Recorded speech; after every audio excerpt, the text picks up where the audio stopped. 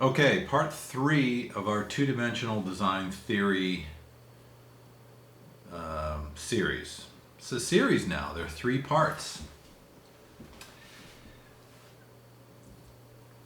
So as I stated right at the beginning, we can create a definition for design as simply as we possibly can by saying that the lack of design is chaos and design is order. And that there are three elements in design that need to be in any piece that's designed for it to be designed. So that it have a sense of balance or equilibrium, harmony, unity, rhythm, or a sense of movement, right? And it is also stated that if you take something that's balanced and you make it harmonious and you have a sense of rhythm in it or movement in it, that will equal order. Okay. The thing we did not talk about yet was the idea of, for lack of a better way of describing it, dynamism in a composition. Saying that a composition is dynamic is it was something I was taught in design school. It always seemed a little strange to me, but you can call it anything you want. That it's memorable, it's beautiful, it's impactful. There's all kinds of words that are applied to it. We're going to use the word dynamic.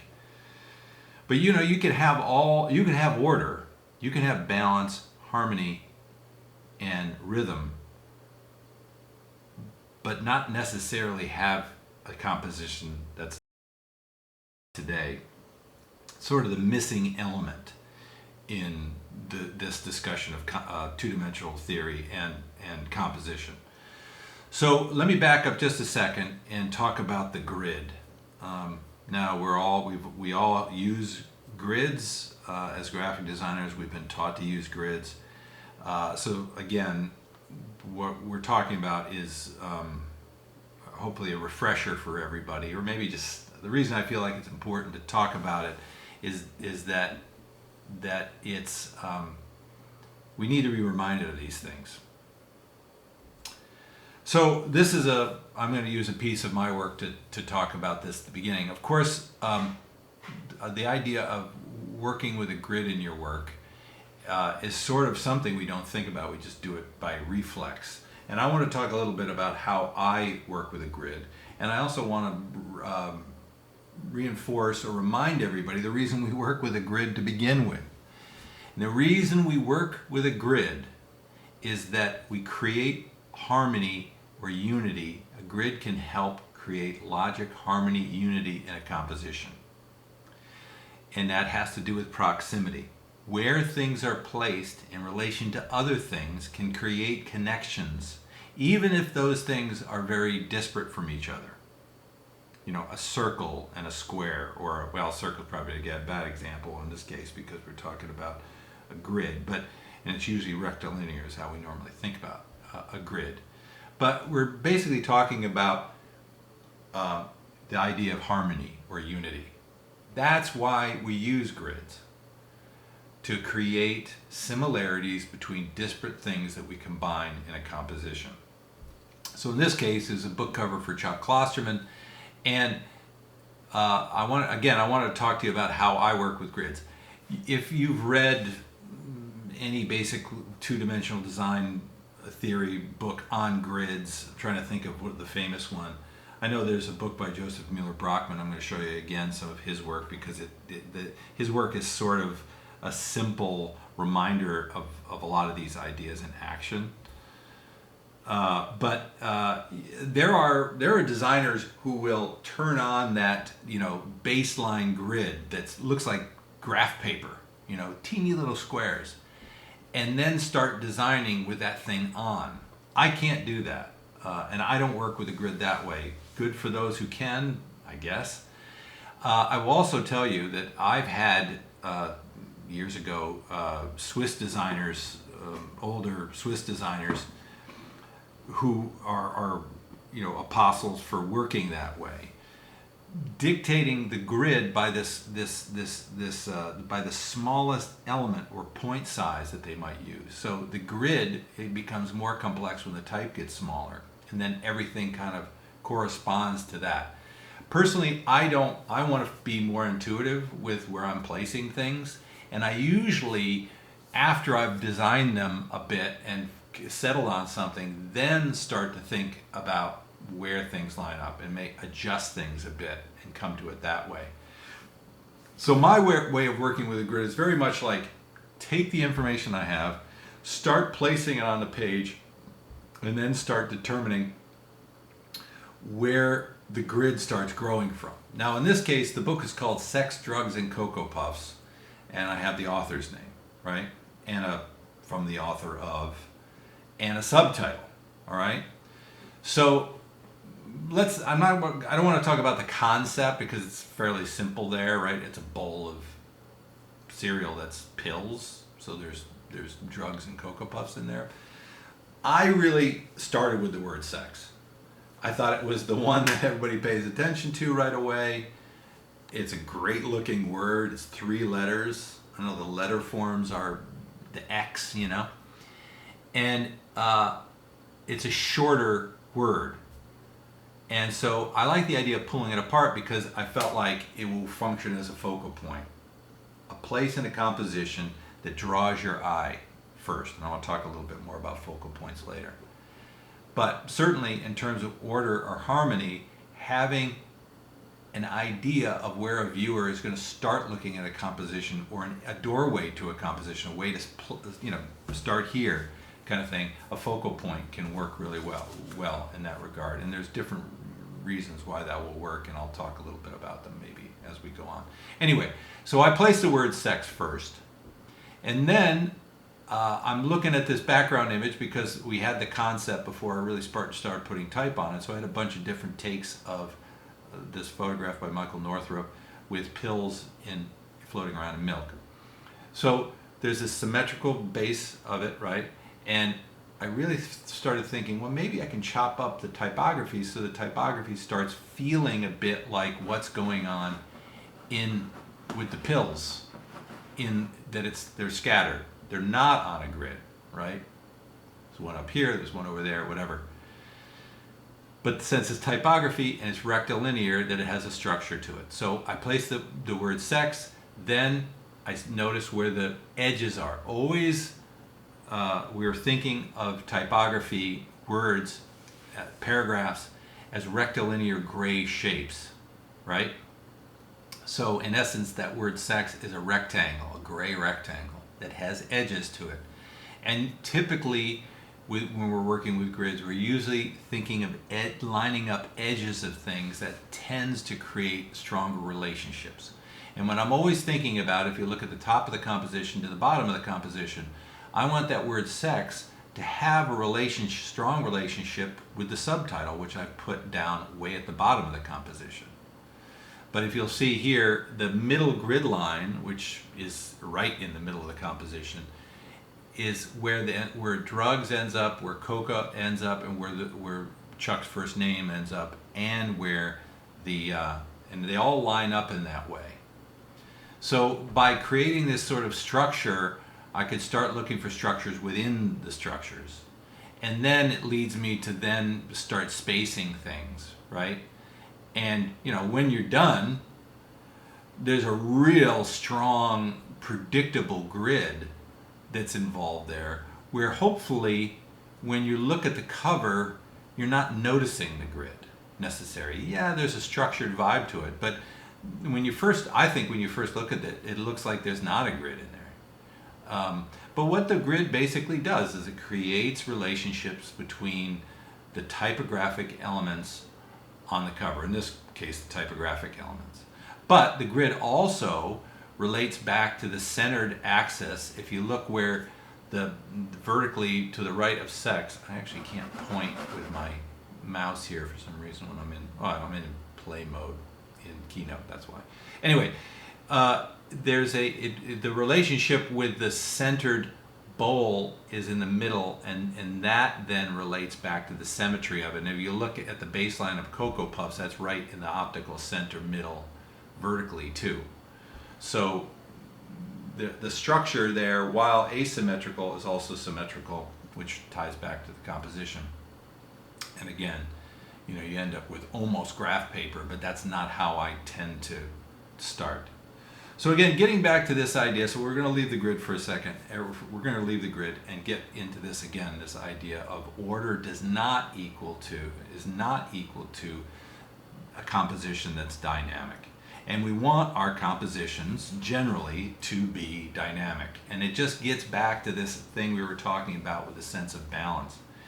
If, a table can feel stable, but in terms of, and pleasing in that way, but when we're composing, we typically aren't trying to create balance that's stable like this. And we're certainly not, while this makes a great flag, it's not an interesting composition. It's static. So dynamic, there's a bunch of different definitions. I thought this one was kind of interesting. Power, right? Want our composition to be powerful? I don't know. A lot of ways you could describe it, right? Anyway, so this leads us to two other concepts that I really want to talk about today, which are the idea of contrast and variation, okay?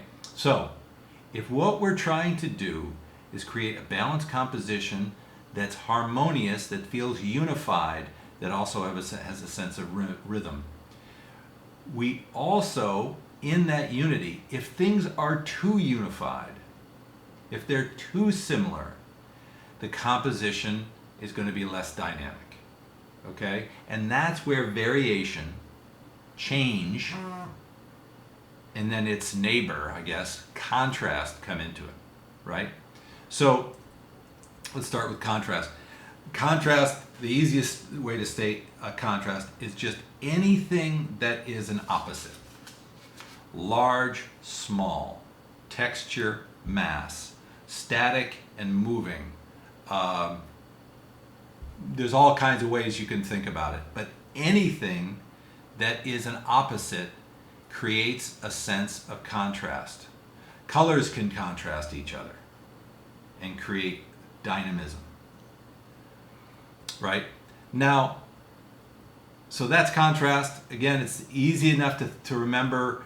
Contrast is something that, and its cousin variation also, I would say, is another, falls into this category. Let me talk about variety again real quick. Now we're not talking about contrast, we've changed to variety or variation. So the simplest way, just as saying a contrast is an opposite, variation can be, in terms of composition, the basic way, the most simplest way to talk about it is to talk about it as point, line, and plane. So if we can break our visual elements down into these basic sort of shapes, this gives you a sense of visual variety that can create dynamism in a composition. You have a small point element, you have line elements, and you have large areas or planes. Now, it gets much more complex from here, but thinking of variation in a composition as point, line, and plane can be very, very helpful as you try to, make a composition work. Variation can be seen as varying sizes of things, right? And if we use this Joseph Mueller-Brockman poster, we see this in action, right? It would be a much less interesting poster if there was one dot centered in the middle at the upper portion of this composition. And we have we also have size contrast here, because within the variation, if we're just talking about the circles now, because that smallest circle is really small, and that upper circle in the upper right is enormous because it bleeds off. So we have this impression that that's a much larger version of the circle to the lower left which is a larger version of the one to the lower right, and then the smallest version to the upper right. So let me break this poster down. Oh, I'm realizing that my screen grab is, I'm going to get out of this so you can see. Let's see if I can blow that up a little bit. Hold on just a minute. I want you to see the whole poster. Let's see how big we can get without it cropping. It's a little too big. Okay, let's do this. All right, so, I don't know, 1958, Joseph Mueller Brockman. And I showed this poster the other day when we were looking at the basic ideas of two-dimensional design. So, I have to do this manually. Okay, so a couple things I want to point out in terms of variation. You have varying sizes of the circles. There are 4 different sizes. And that variation can also be seen in the typography too. There's actually 5 different areas. We can include this in the type too. So I guess I would do this. Let's do that.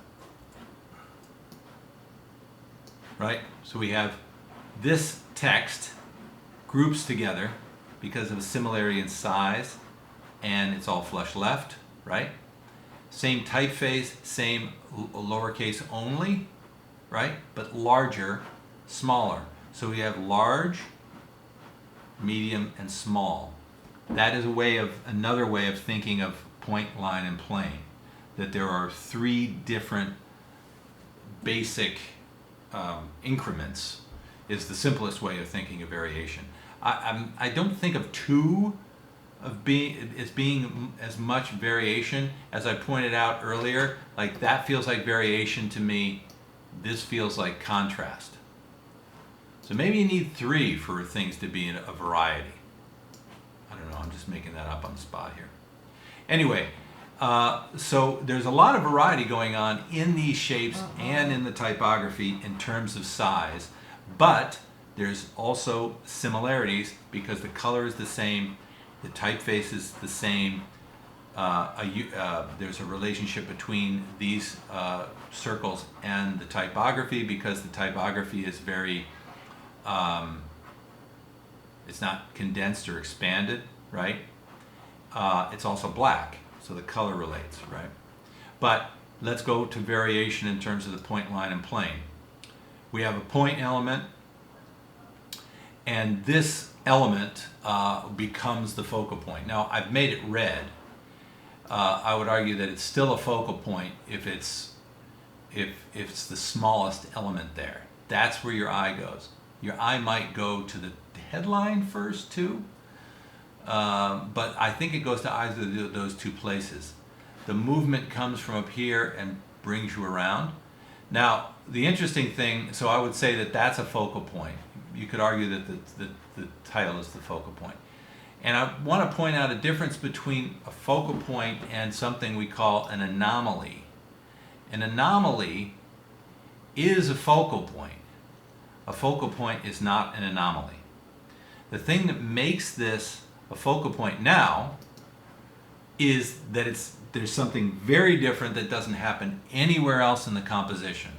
So if that's the poster now, there's no way you don't look at that red dot first. It's inescapable, right? And it's different from anywhere else because there's no more red anywhere. This is a very simple example of it, but that would be an anomaly. That's a focal point, that's an anomaly. There's all kinds of ways you can create anomalies too. They're a little tricky to use because what happens when you use an anomaly? Well, you have a situation where the viewer looks at it first, but only because it's unlike anything else in the composition, and as we stated earlier, we want a sense of harmony or unity. So sometimes the object that becomes an anomaly can be 2 different. Now in this case, there's a lot of things that allow this still to work. Now, Mr. Mueller Brockman didn't put red in his composition for a reason. I'm just saying it still works because it's a circle it still works because of this rhythmic thing that's going on, right? It just makes that thing, that dot, the first thing you look at. And so we got a point element, right? We have line in the composition. Again, we can look at any line of type as a gray line element. There aren't any rules in here, but there are definitely line elements in the composition. So we can see each of these as shapes, which I'll talk about in a second, and we can also see them as individual lines, especially this and this, right? This is definitely a line element, that's a line element. These are individual line elements that group into larger shapes. So we have points, we have lines. We also have planes, large areas of the composition, right? So we have a lot of variety, even though this is a super simple composition. We have a point, we have lines, we have planes. So we have variety. Now, one thing I wanted to remind everybody about is this idea of thinking about variety in the space, in the negative space. And this is, we forget this too. But if we look at the basic space that isn't occupied in the composition, of course it takes different shapes. But, you know, these forms are asymmetrically balanced. They're varied. There's smaller forms, there's bigger forms. I think if I even pressed it, we probably could get a point element in here, you know, with some of the inactive shapes, right? But it's important to think of the space that's not being used in a composition in this way as well. That there's variety in it. That all the spaces that aren't occupied aren't all the exact same area. This is another Joseph Mueller-Brockman poster that I want to dissect here in terms of our idea of variation here and contrast. I didn't talk about contrast as it relates to this poster so much, but we of course have size contrast going on. We have texture and mass going on. The text becomes a texture and it contrasts the mass, right? Anyway, back to this poster. You can probably see where I'm going here. Asymmetrically balanced composition for sure. And again, I'll go through here. We have line elements, and not only do we have line elements, but we have a great deal of variety from large to small, going from top to bottom in terms of the point size and essentially the rectangles, the line elements that the type creates from top to bottom. And if you look at where they're placed in a very asymmetrical sort of way. But you know, you can even go a little deeper in here and you can create, the designer is creating a relationship based on lines with two disparate formal elements, that being the type and the image. So he's doing it two ways. You see the lines that are created here, right? Well, he's doing a number of different ways actually. They create more harmony and similarity between two disparate things, typography and a photo of a wine glass, right? Now we have many point elements that are, you can see them as individual points that are scattered around. I just did these, but they're scattered around in a very kind of beautiful way. But of course, there's an echo of the circular nature between the grape and the glass to create a sense of unity. And one thing that, looking at this, I thought, well, why is he, I mean, if you look at I was kind of questioning why doesn't he have a typeface that all caps has a rounder O, because it seems like that oval is super weird. But maybe that's his sense of variety. I mean, you can definitely see the E is more the lowercase. I believe that's the same typeface, just upper and lowercase. The lowercase e has a very circular nature to it, and it feels more related to the rest of it than this O here, which is a little weird. The G also has an oval kind of quality, but these feel more condensed, while these feel more even or circular or symmetrical. Well, I guess an oval is symmetrical. Anyway, I bring that up. Maybe it's for a sense of variety. Maybe the designer was in a hurry, although I can't imagine Joseph Müller-Brockmann not sort of having everything in his compositions be purposeful.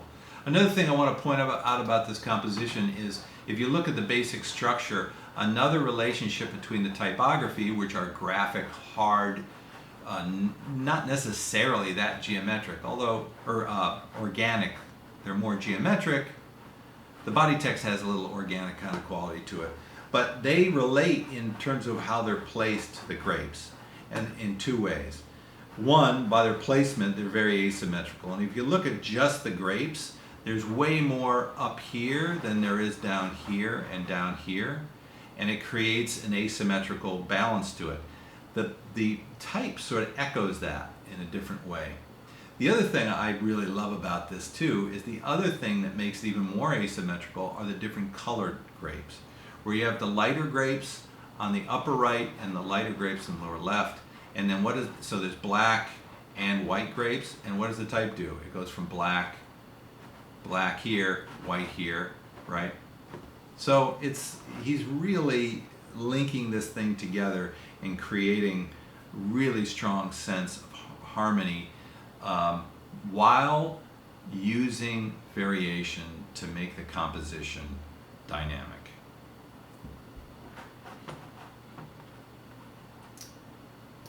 I've talked more about variety.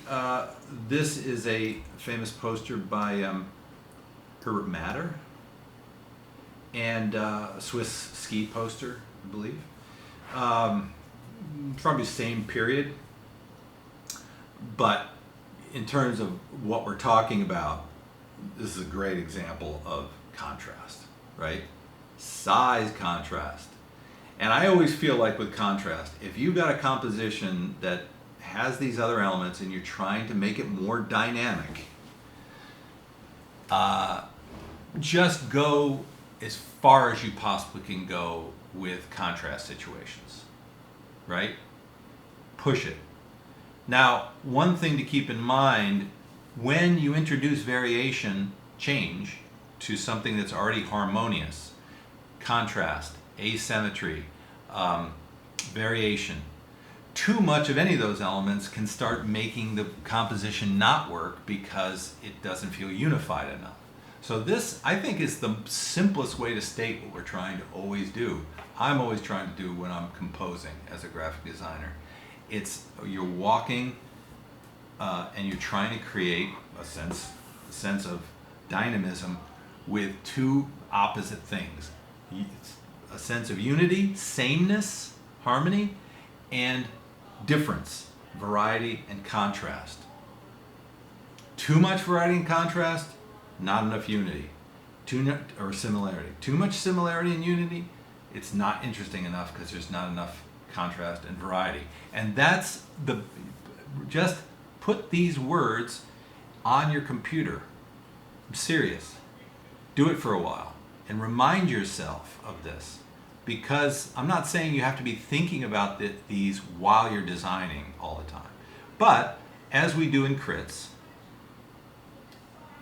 you need to think about what you're doing. You need to at some point step back and go, okay, what do I do with this thing now, right? Is it interesting? Is it just laying there? But I always feel like it's empowering to have these basic ideas. It gets infinitely more complicated and complex, but it all boils down to these basic ideas. Now again, this is a fairly simple example that I'm using. But you can see the size contrast, right? This huge head and that little skier. You know, the head dominates over the mountains, which is really interesting, which is usually, and there's a flip of what a mountain is the big thing, the head is a small thing, right? Anyway, so we can do the same thing. Variety on this poster. Point element. The skier is a point element. There are line elements in here. And now there's not a lot of typography. The typography is only at the bottom, which seems problematic in a way if we're thinking about like trying to, where's the typography up here? If we want to make this part of the composition feel like this part of the composition, typography would be a way to do it. But another way of doing it is to think about the other elements, the basic formal things that are happening in the composition. When you look at it this way, this form, the eyes, which draw your attention first, totally the focal point is the face, this area. It's actually not a point, but the area you look first. But the angle of the mouth, the angle of the eyes, same angle as the typography. You'll also notice, what do we have? We have a skier who has ski poles and skis. These are line elements. So we have variety in the lines. But we have consistency in the angles, at least in terms of these, right? But if you look at it this way, this is doing something very similar in its basic form as, you know, this, right? You could almost lay them over the top of each other. My favorite part of this poster is a line element that contrasts the typography in this angle that's going on. And it's this line. I love it because it's like, if you look at what the designer did, he made this decision for formal reasons. It in the end has like we're looking at a picture, sort of. I mean, that skier isn't really skiing down that mountain. He's sort of superimposed, right? But we see that figure as being outside in a mountain range, and you see the mountains behind it, right? It's the background. But these are two photos the designer combined together. So the designer, to create a similarity or harmony between this image and this image, a connection, formal connection, he basically lined this organic lineup of the shadow and the mountains. And that ties them together in this really great way. And, you know, again, a lot of these things we're talking about are things that people aren't supposed to notice when they're looking at something that you've designed. Now, I want to show you, maybe I'll remember it. No, you know what, let me just do it. This is funny because I was doing covers for New York Magazine years and years ago, and let me see. You know, these were funny because there was a set, you know, sort of feel. Sometimes I was coming up with the ideas. A lot of times I wasn't. Sometimes I was making the art. A lot of times I was sort of, you know, a fashion designer, and I was just plopping type on it, which I hate that cover. Actually, I should take it off there. Anyway, this was the case where I didn't really have anything to do with the idea behind it at all. And the photo editor assigned a photographer. The photographer did a whole bunch of things. This was one of the images. I quite liked it, and so I started working on this image. But, you know, so basically what I'm doing is just basically dropping type on here. But, you know, what am I doing? What am I focusing on? I'm sort of focusing on what happens, how this image is placed in with the masthead, in with the typography. You know, the active nature of what he's doing is sort of repeated in a way with the type. He's in front of this thing, which is in front of a wall. So some of these things feel like they might be behind him. Some of them are on top, right? So there's a layered three-dimensional kind of quality to that, even just taking this little thing and having it over the headline, right? I'm not sure where the blue came from, but look at this thing. So here I am. Ah, man, I've got 2 days to just plop type on this photo. What am I going to do? So I'm like spending time, like the masthead goes under his arm, but it also, the shadow of his glasses, and it terminates in here, just like as if the logo was on top of him, but it's continuing on his face. And there's a lot of those kind of things that are going on here. This is just me creating a connection between typography and an image where there wasn't any before. And a designer mentioned this in a post, and they noticed this. Like, oh my God, it's amazing that whoever put this image and type together was really thinking, about these things. So anyway, some people notice, but they're not supposed to.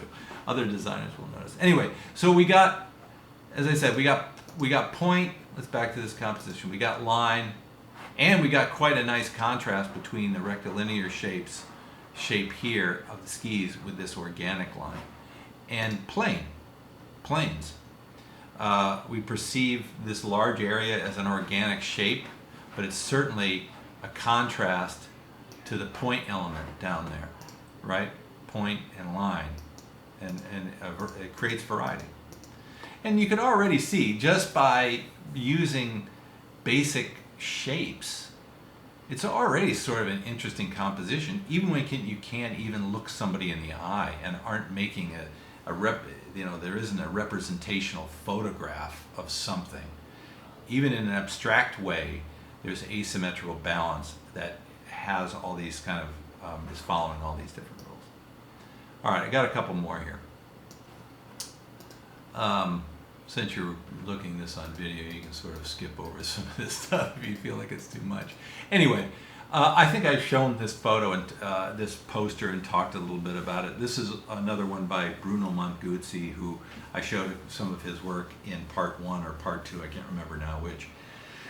And this was a poster he designed, 1989. Oh, what am I talking about? It's all in the same document. I can show you. This was the poster Bruno did that I dissected. Oh no, sorry, it's not in this PDF. Anyway, so variety, again, talking about variety and contrast as it relates to harmony and the grid, if you will. So what do we have? We have a very symmetrical grid, right? I'll also tell you that this poster was for, sorry, now you're gone.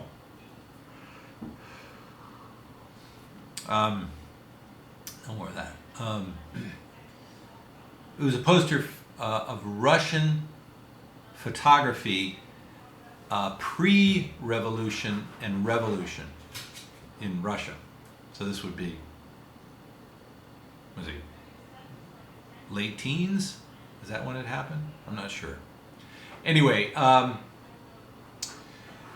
symmetrical, even down to the point where this bar that goes through the middle is just right at optical center. Or no, actually it's at true center, almost. It's a little higher. We have a anomaly that functions as a focal point. The red doesn't happen anywhere else. There is a suggestion of a red in this duotone, and I'm going to think that there is some red in there, so that helps a little bit with the unity, but you don't really see it as red. And I would definitely argue, because of the red, you look there first, even when they're people's faces, which we tend to always kind of we're sort of drawn to. It's an anomaly. We have quite a bit of contrast going in here with this ripped area where the typography is. We have these ripped lines that represent something conceptually. The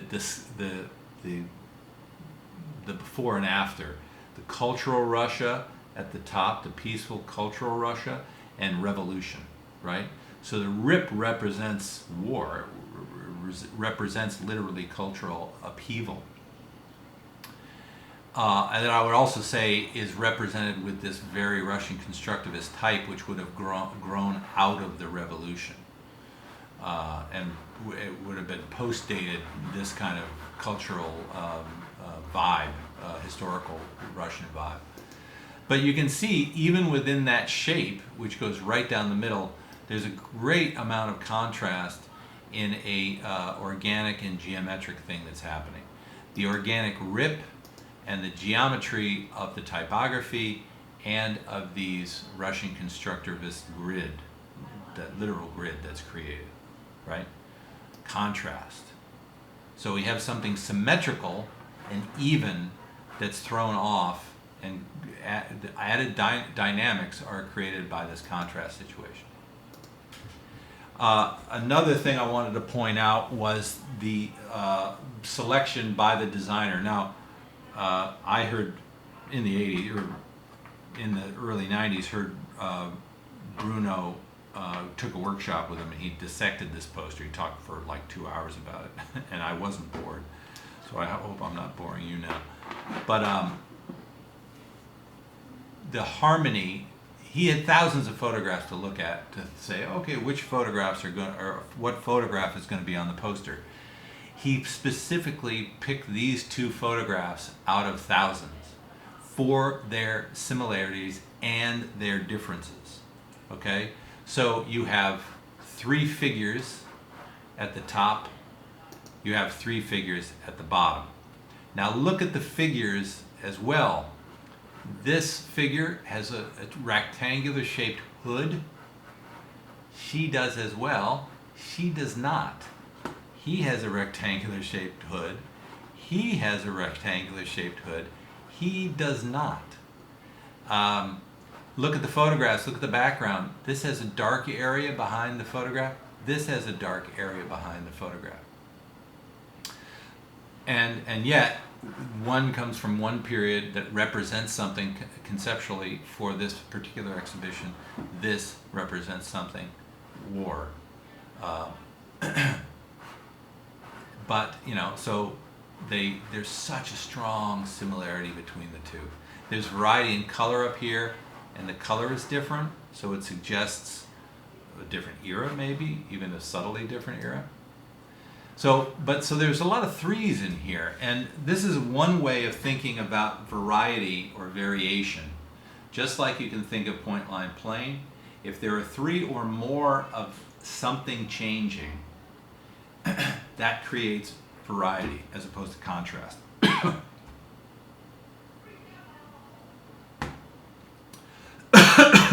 And Bruno likes to run with numerical similarities in these things. So if you can look at not only are there three figures at the top, three figures at the bottom. There are three overall sections of the poster. Excuse me. There's the upper portion, there's this middle portion, and there's this portion. So it's broken up to three major parts. Then within, as I said, within each part there are three figures in each. Then in this part, it's psycho. This is one where the lines show up. It breaks everything. Look at the top part. 1, 2, 3. One area, two areas, three areas. Within this area, dictated by these fat bars. 1, 2, 3. Within this area, it's further broken up into three groups by these rules, these thicker rules. 1, 2, 3. Within these, 1, 2, 3. 1, 2, 3. 1, 2, 3. Even within here, 1, 2, 3. You could even say 1, 2, 3. There's only 2 in here. Anyway, crazy. Again, I feel like the designer is doing this, but you're doing it so that the viewer doesn't really notice it. Most of the time. But this is an indication of a designer really having control of and creating a situation where there's dynamism in a composition, but still balance, unity, and rhythm. There's rhythm in boop, boop, boop, boop, boop, boop,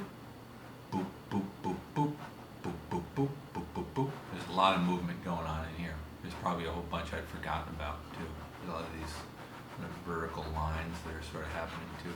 Anyway, great poster. All right, I'm going to end this just by bringing this around, hopefully, to voice. This is going to be the last of the 3 installments of the two-dimensional design theory thing. I pretty much stated everything that I think is important to sort of keep in mind, the basics. But I want to talk about it, how it how it relates to my voice. Obviously, I have an interest in this. I have a strong background in it. I was exposed to some things as a young designer that really stuck with me, not only from the way I was taught design, but also designers that I was introduced to at a very early stage. And these ideas have always stayed with me. And as I've probably said before, there's not anything that I design that I'm not thinking at some point about these ideas. Or I don't even have to think consciously about them now. They just sort of happen. So this was a poster that I designed in 1996. But I use this one because it's just such a perfect example. If you look at all the different things that I've been talking about in terms of contrast variation, they are in here. If you look at this idea of an anomaly, the red X, it's a lot redder on the actual poster, but that is really meant to be an anomaly. It draws your attention to it. This is asymmetrically balanced. But it is balanced. There's a lot of variety if you look at the type size. Large, smaller, smaller, smaller, smaller, smaller, smallest. There's a very strong grid in play here. And again, if you look at like where things are placed, you might not necessarily know it. It might look fairly scattered. And I haven't done this in a long time. But I'm trying to think of what my thinking was. You see this, what happens here? Boop, boop. This little element, super important. Put your thumb over this and just look at the composition without it. It needs this little small element down here. A credit line here can be something that really activates and puts a final touch on a composition. But look at that grid. Look at that grid. It is a totally symmetrical grid. And then I can add other grid lines based on important vertical aspects. That part of the N leading up with the bi. I definitely went through the O and festival, where the O stops and festival starts.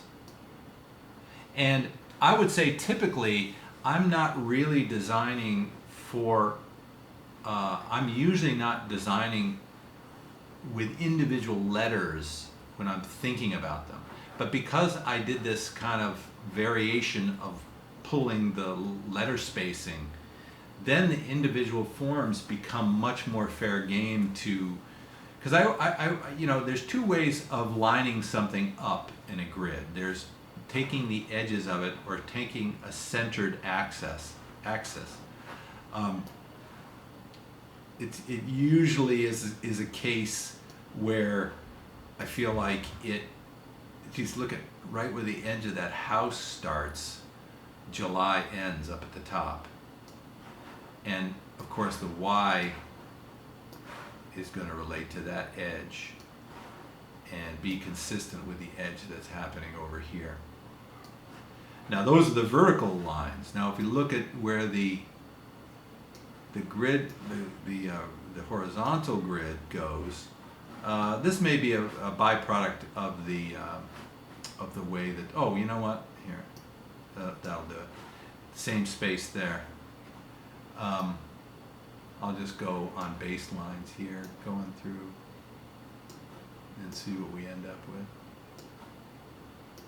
But I think what you'll find is a lot of variety in the spaces between things is being important to the late 20s me. And you see the composition is very top heavy, and that's why these two elements become so important. And I would say that the visual weight of a red X, the only thing that's red on the composition, really draws a lot of weight down to this open area. And again, if you think in terms of the thing I was talking about with negative space that's open, there's really interesting, well, I'm not going to call something I did interesting. I'm just going to say I give a lot of care to the spaces and the variety of the shapes and the amount of space that's not being used. There's a lot of contrast in the negative space, this really big cavernous area, as opposed to these little teeny spaces in between the type, right? Anyway, so again, in terms of voice, obviously I've internalized this stuff, and you can see it here as well. And you could take these two posters and you could say, okay, well, these are actually separated by maybe 10 years, maybe even more. But I see them as very, very similar. And I see them as really similar to these two. But again, I think I'm doing well when you can't see it. You can't see the influence on this stuff, from this, even though it's in there. Totally in there. Anyway, that concludes our lecture that I couldn't give you in person today. I hope these have helped to reinforce some of the basic rules or the basic ideas involved in two-dimensional design, from Gestalt theory to what we've been talking about today.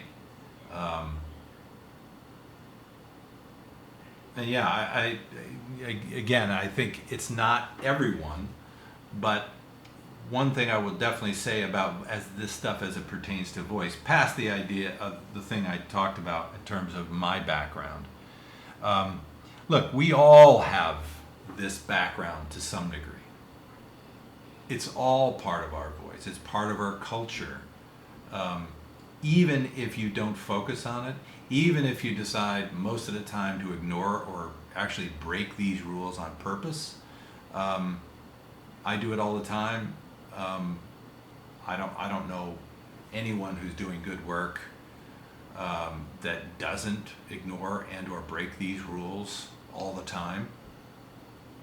But they are there. I feel like they're the foundation, and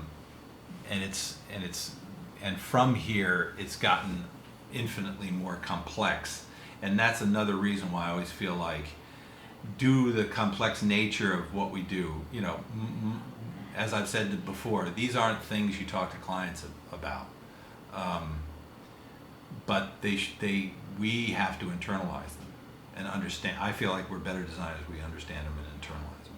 All right, over and out. Thank you all. I will talk to you next week.